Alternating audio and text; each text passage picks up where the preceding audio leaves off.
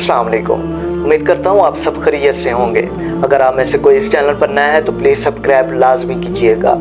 आज मैं आपके लिए एक बहू की कहानी लेकर आया हूँ कि जो अपनी सास की कितनी फरमाबरदार थी और सास को कोई भी जवाब नहीं देती थी। आजकल औरतें अल्लाह अकबर, उनकी तो आप बात ही ना करें कि वो कैसे अपनी सास को कुछ समझती ही नहीं है, लेकिन उसकी माँ ने अच्छी तरबियत की थी। आज अगर हर माँ अपनी बेटी की इस तरह की तरबियत करती है तो यकीनन कोई इस तरह का मामला भी पेश ना आए और सास बहू में इतना बड़ा झगड़ा भी ना हो जिसकी वजह से आज तलाक तक नौबत पहुंच जाती है, तलाक तक बात पहुंच जाती है। अल्लाह अकबर। चलें शुरू करते हैं कि एक लड़की थी जो कि अपने सास के घर 3 साल से उसकी बहू थी और फिर सास उसकी बड़ी उसको बातें सुनाती, वो हंसकर उसकी बातों को टाल देती। 3 साल तो ये सिलसिला चलता रहा। आखिर सास एक दिन थक गई।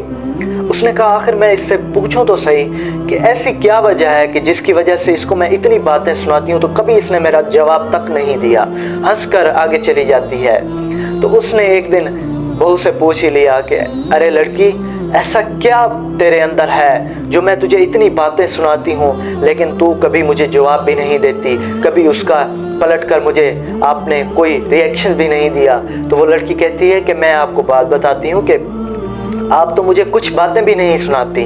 मेरी जो वालदा थी उसने मुझे इतना डांटा बचपन से लेकर अब तक, जब तक मेरी शादी नहीं हुई। उन्होंने मुझे डांट बचार में ही गुजार दिया। कहती हैं कि मैं जब छोटी थी तो मुझे डांट पड़ती। वालदा थी, उसके आगे बोल भी नहीं सकती थी क्योंकि उसका डर भी बड़ा था और इज़्ज़त भी बड़ी करती थी और मुझे हमेशा डांट ही पड़ती। और जब मेरी भाभी आई यानी कि मेरे भाई की शादी हुई तो उसके बाद पहले तो थोड़े काम थे, उसके बाद ज़्यादा काम बढ़ गए।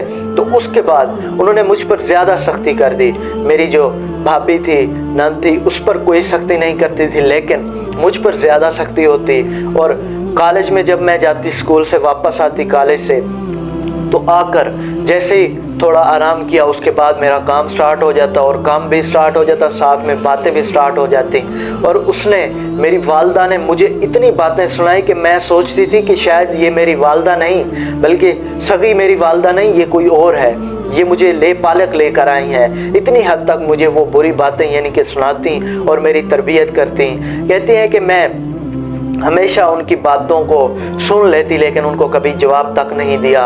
और इसी तरह कहती है कि सिलसिला चलता रहा। जब मेरी शादी होने लगी, शादी से 2 दिन पहले मेरी वालदा मेरे पास आई, मेरे पास बैठकर कहती हैं कि बेटी समझ लो कि पिछली सारी जो ज़िंदगी थी मैं तुम्हारी सास थी, अब से मैं तुम्हारी माँ हूँ। क्योंकि सासें ऐसे बातें सुनाती हैं जैसे तुमने सब्र से मेरे आगे जवाब नहीं दिया, मेरे आगे नहीं बोली, मेरे सामने खड़ी नहीं हो सकती थी। इसी तरह अगर तुम्हारी सास आगे जहाँ पे तुम जा रही हो बातें सुनाए तो उसके आगे भी इसी तरह इज़्ज़त व एहतराम करना उसका, और उसकी भी बातों को बर्दाश्त करना और उसकी बातों को दिल पर ना लेना बल्कि हंसकर उसकी बातें सुन लेना और आगे चली जाना।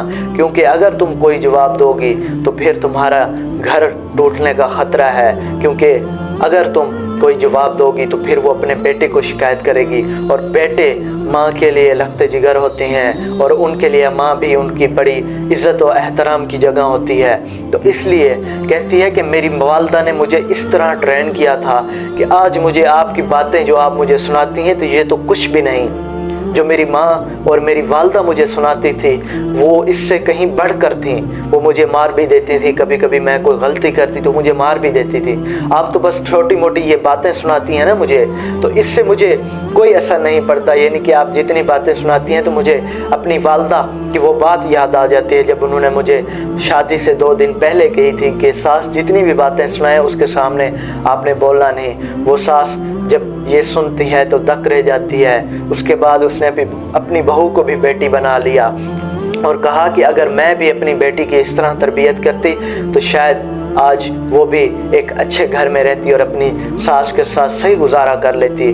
तो गोया इस तरह चाहिए कि आज हमारे माशरे में भी हर माँ को चाहिए कि अपनी बेटी और बेटे की इस तरह तरबियत करे कि अगर कोई उसकी यानी कि सास है तो उसके सामने कोई उसको बात कह दे या फिर उसकी सास उसको बात कह दे तो वो उसकी बर्दाश्त कर ले। اس طرح اگر ہوگا تو یقیناً آج گھر ٹوٹنے سے بچ جائیں گے، کیونکہ اس طرح کے معاملات میں آج کل کافی سارے گھر ٹوٹ رہے ہیں۔ خدا را اس چیز کو اپنائیں، اور ہر ماں سے یہ ریکویسٹ ہے کہ وہ اپنی بیٹی کی اسی طرح تربیت کرے تاکہ اگلے گھر میں اس کو کوئی مشکلات سامنے نہ ہو۔ اگر آپ کو یہ ویڈیو پسند آئی تو پلیز لائک اینڈ شیئر لازمی کیجیے گا۔ انشاءاللہ ملتے ہیں نیکسٹ ویڈیو میں، تب تک کے لیے اپنا خیال رکھیے۔ اللہ حافظ۔ اللہم صلی علی سیدنا و مولانا محمد